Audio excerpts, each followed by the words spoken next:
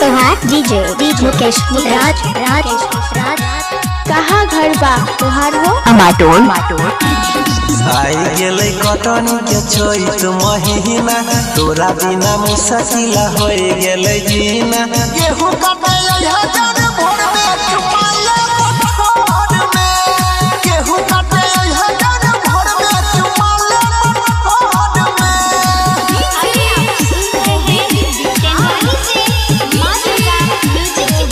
क्या नाम है आपका? जे मुकेश कहाँ घर है? अमाटोल पुरनाही चौक। सबसे पहिले तो खेत चली अभी है हमर प्यार वाला प्यास बुझाई है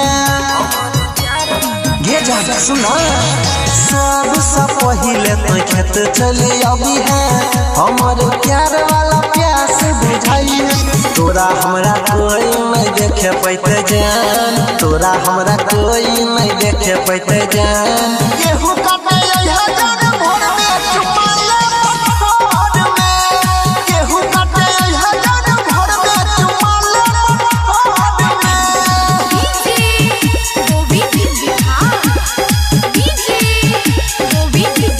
आपका नाम क्या है? और आपका? जे मुकेश राज कहाँ घर है? अमाटोल मोबाइल नंबर 9021676653। बुझै न छौरी तोय हमर फीलिंग गे होठ के चट के बना देब फीलिंग गे बुझै न छौरी तोय हमर फीलिंग गे होठ के चट के बना देब फीलिंग गे गायक अनिल राय कर सुनु परवीन देवेंद्र राय कर सुनु श्याम राज कर जर में चुमाले पठार में गेहूं काटे हजार भोर में चुमाले पठार में आई गेलै कटनी के चैत महीना तोरा बिना मुश्किल हो गेलै जीना गेहूं काटे हजार का नाम है तोहार? डीजे मुकेश राज कहाँ घर बा तोहार हो? अमाटोल